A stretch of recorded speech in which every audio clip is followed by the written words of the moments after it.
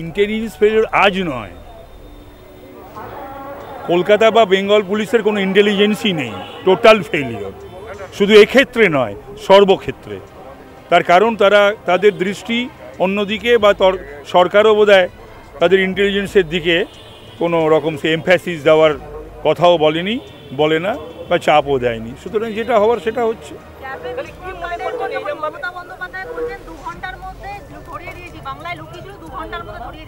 আরে এইগুলো তো সেই কোর্টের চাপে, আদালতের চাপে, এতদিন পর এই পরিস্থিতিতে এগুলো তো ভাবতে হবে নাকি।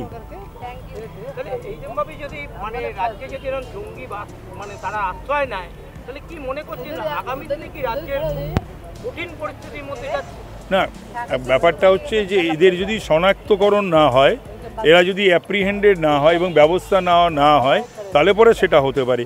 কিন্তু যেহেতু এই বিষয়গুলো রাজ্য হয়তো তাদের দেখার মতন অবস্থায় নেই বা দেখছে না, কিন্তু সেক্ষেত্রে তো একটা এই যে বলা হয় বা বলে ফেডারাল স্ট্রাকচার, এর তো ডেফিনেশনটা তো জানতে হবে, সংজ্ঞাটা বুঝতে হবে। তো কি ফেডারাল স্ট্রাকচার? ফেডারাল স্ট্রাকচারে তো রাজ্যের দায়িত্ব আছে, কেন্দ্রেরও দায়িত্ব আছে। কেন্দ্র তো ঘুমোতে পারে না, চুপ এই সমস্ত দেখে চোখ বন্ধ করে থাকতে পারে না। তারা যেটা করার করছে।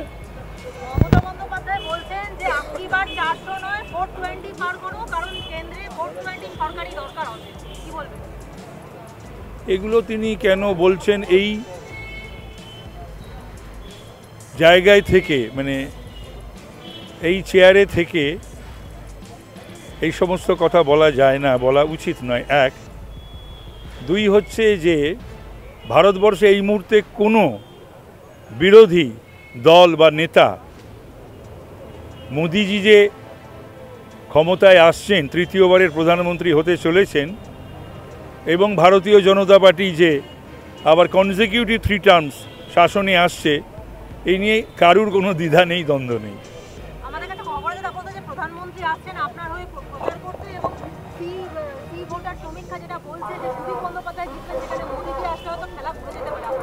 আমি এসব নিয়ে কোনো কথাই বলবো না। বিষয়টা দল দেখছে, দল বুঝবে।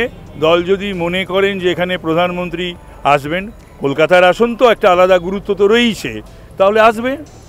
তারপরে প্রধানমন্ত্রী আসার ক্ষেত্রে তো অনেকগুলো বিষয় থাকে, তো সুতরাং সেইগুলো সমস্ত হলে পরে আসবে।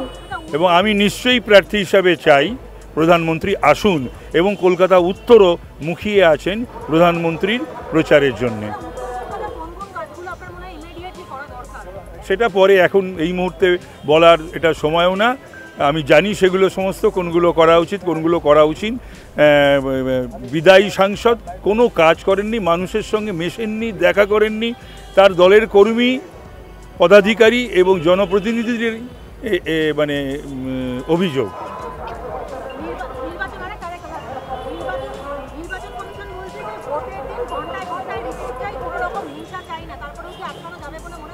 একশো বার হিংসা আটকাতেই হবে।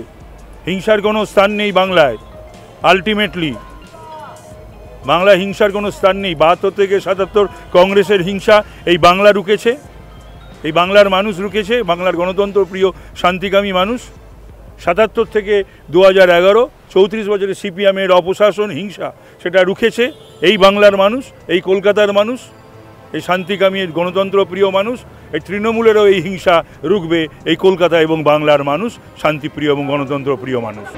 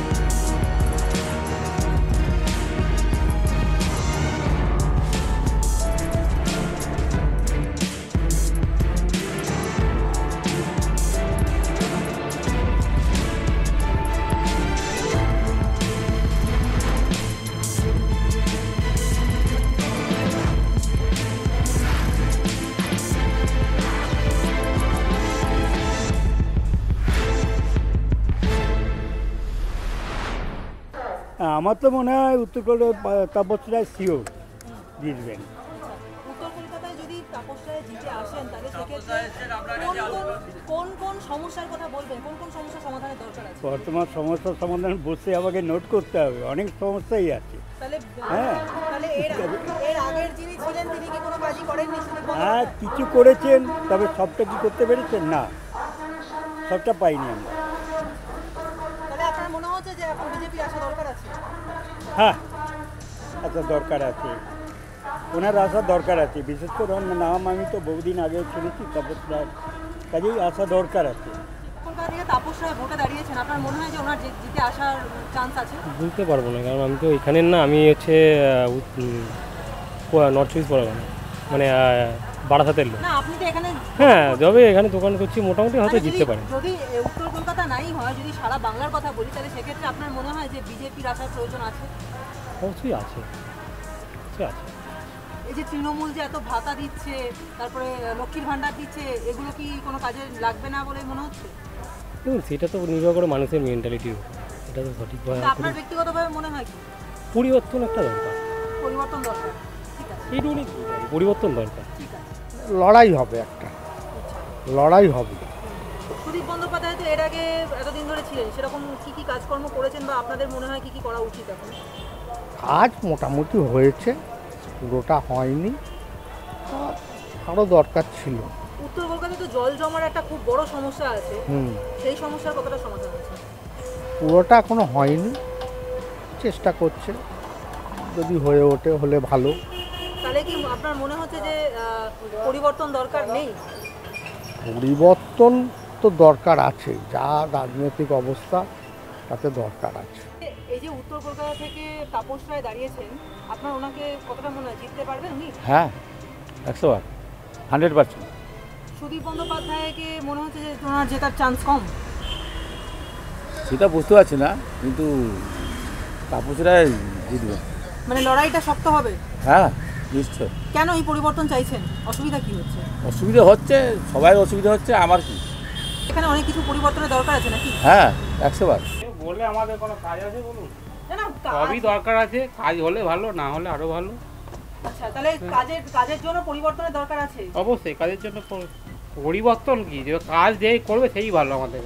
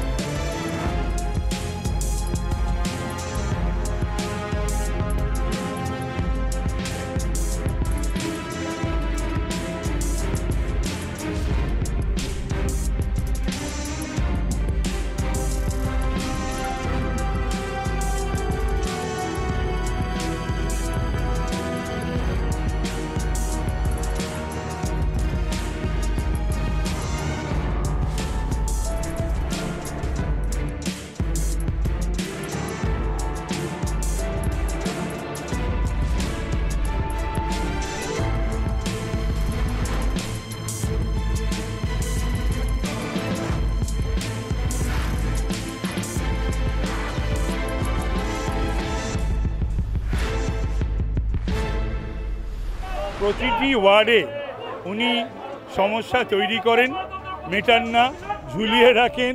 হ্যাঁ, ডিভাইড অ্যান্ড রুল। কেউ কোনো অভিযোগ করলে প্রথম কাজ হলো সুদীপ ব্যানার্জির তাকে ডেকে বা ফোন করে কে কী বলে গেল সেটা বলে দেওয়া। এইভাবে তো সমস্যা ঘনীভূত হয়, বেড়ে যায়, কমে না। ও চায় না যে কোনো সমস্যা মিটে যাক বা সমাধান হোক। এটা নয় মোনালিসা বা 49-এর বিষয় নয়, এটা 60টি ওয়ার্ডের একই এই ধরনের ঘটনা।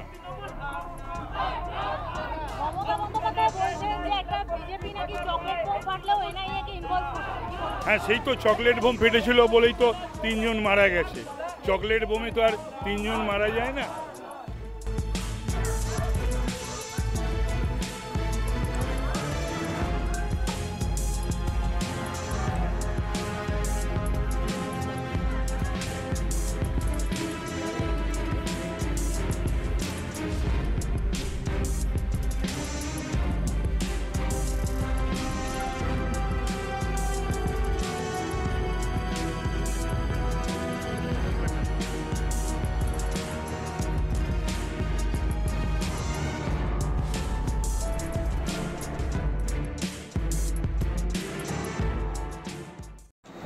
মানিকতলা বিধানসভার অন্তর্গত 14 নম্বর এবং মানিকতলা থানার একেবারে সন্নিকট থেকে আমার প্রচার ছিল।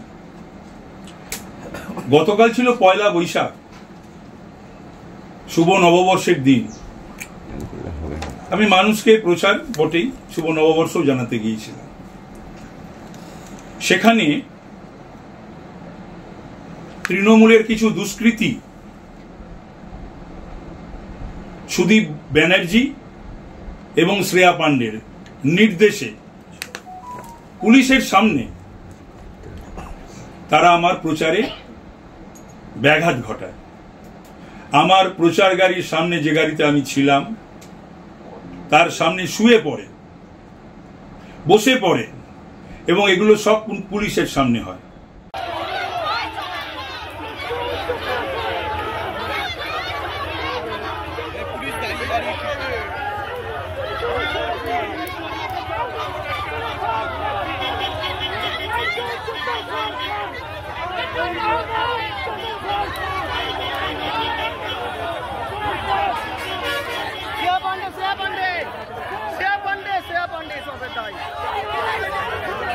বাচ্চুদাকে ফোন কর, বল ইলেকশন কমিশনে কল করতে। তুমি ছবিগুলো আছে, দাদা আমাকে ছবিগুলো আছে। আরে ছবি তোল, কিছু সব ভিডিও না, ভিডিও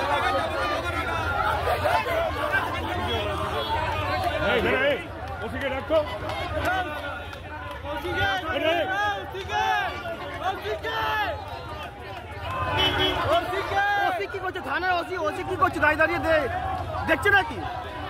হ্যাঁ কি হচ্ছে এগুলোকে সাইড করতে পারছে না মেরে? লাঠি মারলেই মানে পুরো সব সাইড হয়ে যাবে। এখন সব নাটক করতে সব দাঁড়িয়ে দাঁড়িয়ে ওসি।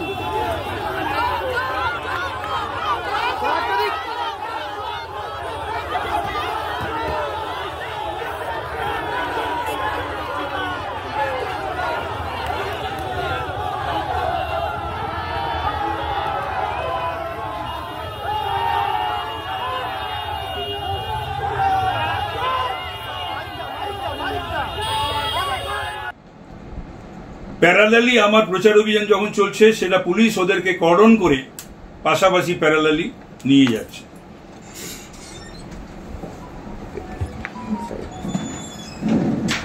সুদীপ ব্যানার্জি পরাজয় নিশ্চিত জেনে একজন সংকীর্ণ মনা, নিম্ন মানসিকতার মানুষ, তাকে এখন নির্ভর করতে হয় তার নাতনির বয়সী শ্রেয়ার প্রতি।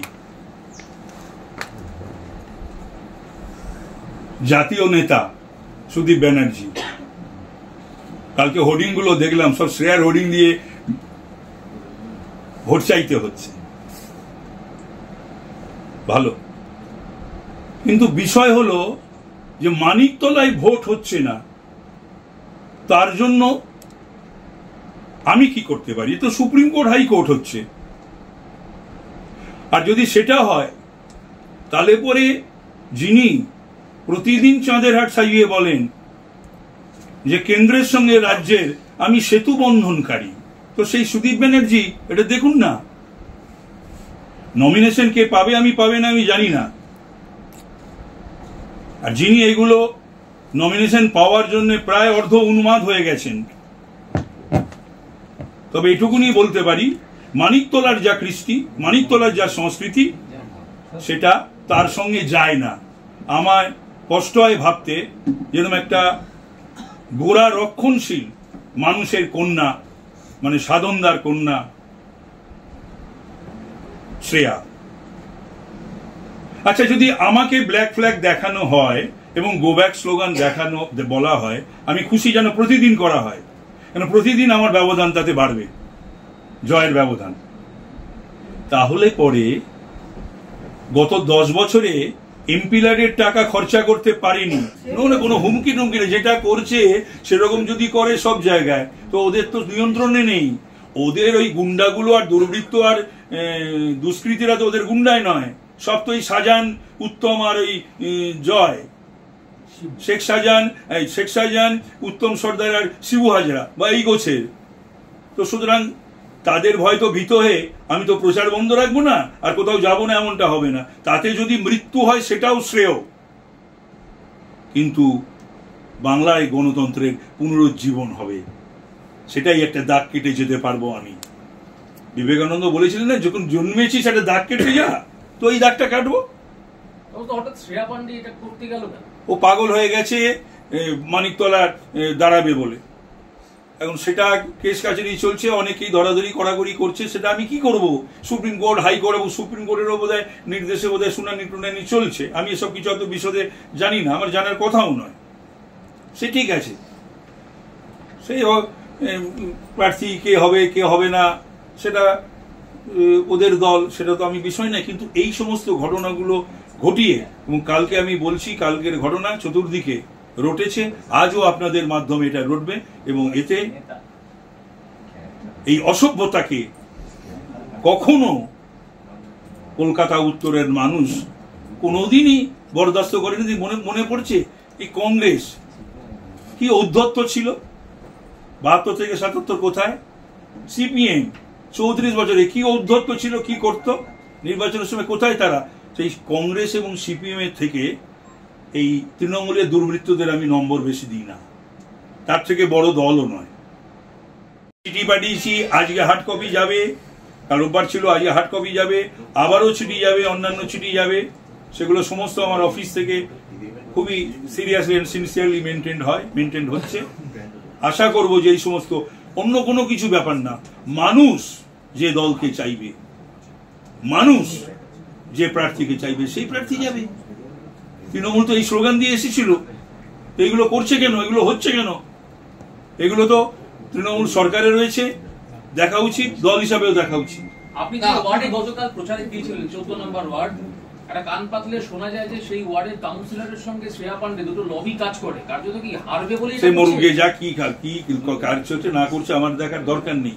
তবে আমি এটা বলবো যে আমি তখন প্রেসিডেন্ট ছিলাম এই জেলার, শ্রেয়ার সম্বন্ধে কমপ্লেন শুনতে শুনতে ওর অত্যাচারে জেরবার মানিকতলার প্রতিটি তৃণমূলের যারা পুরনো কর্মী, ভালো কর্মী, কাউন্সিলররা সকলেই। একটা লাস্ট কোয়েশ্চেনটা বুঝলেন, সেটা হচ্ছে যে প্রচারের প্রক্রিয়া চলছে আর কিছুদিন পর ইলেকশন। আপনার কি মনে হচ্ছে যে উত্তর কলকাতায় সুদীপ ব্যানার্জি যেরকম পোটেনশিয়াল নিয়ে শুরু করেছিলেন, সেই জায়গা থেকে প্রচার যত এগোচ্ছে? আমি জানি না, ওর কোনো পোটেনশিয়ালিটি কোনোদিন ছিল না। তুমি আবার পোটেনশিয়াল বলছো, ওর আবার পোটেনশিয়ালিটি কি? ও হচ্ছে একজন প্যারাজাইট পলিটিশিয়ান।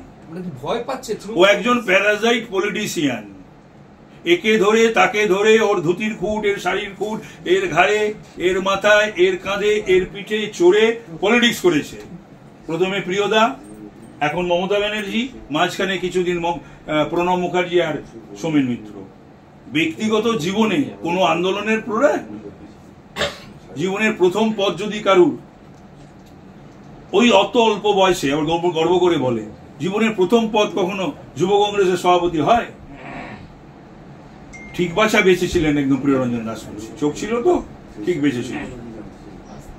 তার আগে কোনো পদ নেই, এটা মানুষের জীবনের প্রথম পদ। আমাদের তো একটা সিঁড়ি ভাঙতে ভাঙতে ভাঙতে, ডবল করে ভাঙতে ভাঙতে একটা গলির নেতা থেকে, চাপাতলা ফার্স্ট বাই লেন থেকে বাংলায়, একটা কলেজের সিআর থেকে ছাত্র পরিষদের প্রেসিডেন্ট, তারপরে এতবারের এমএলএ, এতবারের কাউন্সিলর, এতগুলো পদ রাজ্য কেন্দ্রীয় পর্যায়ে। রাজনৈতিক করেনি, এটা কিছু জানি না। যারা তৃণমূলের এই সমস্তগুলো করছে, তারা ইট বালি চুনসুর কি সিমেন্ট ছাড়া তো কিছু করে না, রাজনীতিটাও করে না, তাদের রাজনীতিটাও দেয়নি। যদি তাদের দিত তাহলে তাদের প্রথম গো ব্যাক এবং ব্ল্যাক ফ্ল্যাগ যাকে শো করা উচিত তৃণমূল হয়ে, সেটা হচ্ছে সুদীপ ব্যানার্জিকে, যে এমপি লাডের টাকা 14 থেকে 19-এ 2.41 crore, 19 থেকে 24 2.79 crore খরচা করেনি। এখন জাহ্নবী যমুনা বিগলিত করুণা কলকাতা উত্তরের তৃণমূলের যারা উগ্র সমর্থক বা ভোটার, তাদের কাছে আমার আবেদন, একবারও উত্তর কলকাতাকে নিয়ে 5 বছরে প্রশ্ন করার সময় পাননি। তার বিরুদ্ধে গো ব্যাক, ব্ল্যাক ফ্ল্যাগ শোনা করে আমায় করা হচ্ছে। যে উপস্থিতির হারও যার কম, গম্ভীরভাবে বলে আমি তৃণমূলের সংসদীয় দলের নেতা, উপস্থিতি নেই, প্রাইভেট বিল নেই, বিতর্ক নেই। এর কারণ আপনারা জানেন। এই যে কিছু বলতে চাই না, এই বাংলা নিয়ে এখন বিপ্লব করবে, বাংলার বঞ্চনা নিয়ে। একটা বারও বাংলার বঞ্চনা নিয়ে কোনো প্রশ্ন আছে? নেই। আমি তো আগেও বলেছি, এখনো বলেছি, যে কোনো দিন, যে কোনো জায়গায়, যে কোনো চ্যানেলে সুদীপ ব্যানার্জির সময় অনুযায়ী আমি বসতে রাজি আছি, যে কোনো ভাষায়, বাংলা, হিন্দি, ইংরেজি, যেটা উনি কমফর্ট ফিল করবেন। শ্রেয়া যেন প্রতিদিন ওর মানিকতলায় এই ধরনের বিক্ষোভ করায়। বলছে বিজেপির জন্যই এই ভোটটা আটকে গেছিল বিধানসভা। আরে ভাই, হাইকোর্ট, সুপ্রিম কোর্ট সবই করেছে তো। এটা সুদীপ ব্যানার্জিকে গিয়ে বলুক না। সুদীপ ব্যানার্জি তো এত লাইন না, বলছে কল্যাণ চৌবে, কল্যাণ চৌবে বলুক তাহলে গিয়ে। আমার গাড়ি পথ, আমার প্রচারের পথ আটকাবে কেন? এবং ওই রকম সমস্ত ভাষা, ওই সমস্ত দুর্বিনীত সমস্ত তাদের ভাষা, শব্দ, ব্ল্যাক ফ্ল্যাগ, এগুলো সমস্ত অর্গানাইজ করে আগের থেকে এগুলো হয়েছে। পুলিশ নয়, এই ডিও ফেল করছে, ইন্টেলিজেন্স তো ফেলই করেছে কলকাতা পুলিশের। আমি কথা বলবো, চেষ্টাও করেছি আমি জয়েন্ট সিপি ইন্টেলিজেন্স এবং জয়েন্ট সিপি হেডকোয়ার্টার্স। কিন্তু কথা হলো সেটাও ঠিক আছে, কিন্তু কথা হলো আমি আধ ঘন্টা আগে জানতে পারি। জানতে পেরে আমি শিবাজি সিংহ রায়, যেহেতু মানিকতলা থানার গায়েতেই ওর বাড়ি, আমি ওকে বলি, এবং ও তখন ওই ওসি মানিকতলা দেবাশিস দত্তকে ফোন করে জানায়। কিন্তু ওই দেবাশিস দত্ত, কয়েকজন পুলিশ সেখানে ছিল বটে, কিন্তু তিনি ছিলেন না। তার মানে তার জ্ঞাতসারে ওটা হয়েছে, এবং সেটা আমি ইসিকে লিখেছি, কপি দিয়েছি, সিইও, সিপি, ডিসি এটসেট্রা।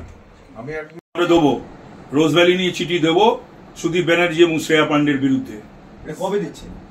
আজকে দিতে পারি, আজকালের মধ্যেই দেবো। আর যে পুলিশ বা অফিসারদের বিরুদ্ধে আপনি ক্ষোভ পোষণ করছেন, যারা কার্যত ইন্ধন দিচ্ছে, তাদের বিরুদ্ধে কি কমিশনে যাবেন আপনি? নিশ্চয়ই যাবো না। একই কথা, কালকে যে ঘটনাটা ঘটলো, কত বড় ঘটনা বলো তো।